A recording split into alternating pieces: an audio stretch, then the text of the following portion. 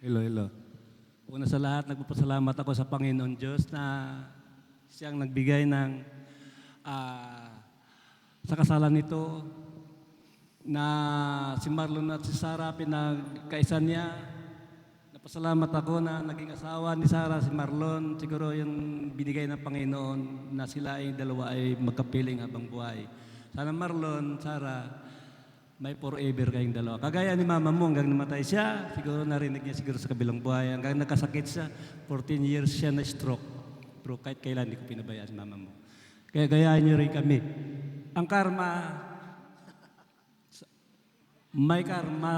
Tandaan niyo yan. Kaya lang kung kayo makasama, hindi may iwasan na may mga problema. Ang solusyon sa atin din. Maraming salamat sa mga magulang mo, Marlon. Tanggap nila ang anak ko. Marlon, tanggap pa rin namin sa side ng pamilya ko, sa side ng mama niya. Maraming salamat sa inyo. Ang Panginoon na inihiling ko, na-pray ko na maging masaya ang pamumuhay nyo habang buhay tayo dito sa mundo. Maraming salamat.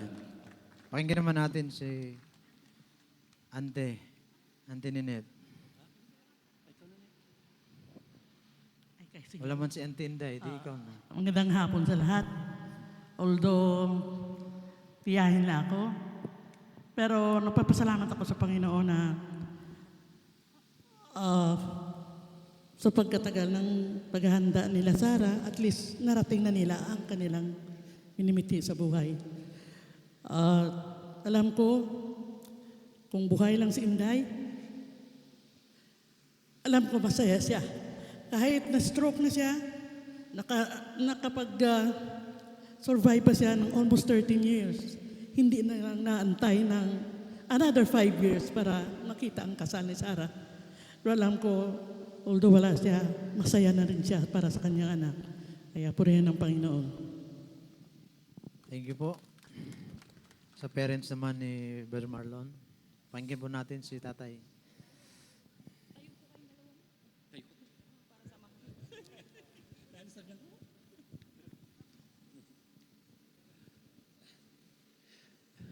Hello po.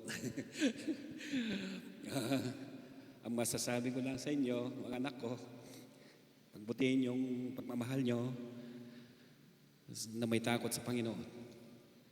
At maging successful kayo sa buhay at marating ninyong mga pangarap nyo. God bless you. And salamat, Marlon. At Sarah. Pakinggan naman natin po. Thank you po, tatay. Pakinggan po natin si Mami. Okay, maraming salamat, Daddy. He's a man of few words po kasi. So, masayang-masaya po ako ngayon. Masaya po ba ang lahat?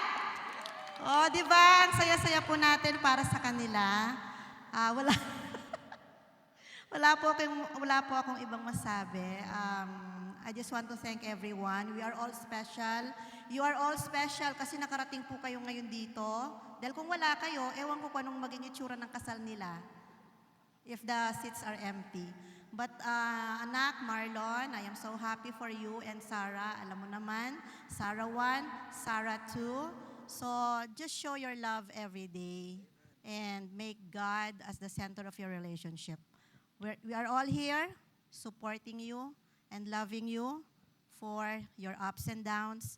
We will be here. We love you so much. You know that. Okay, that's Thank you all. po.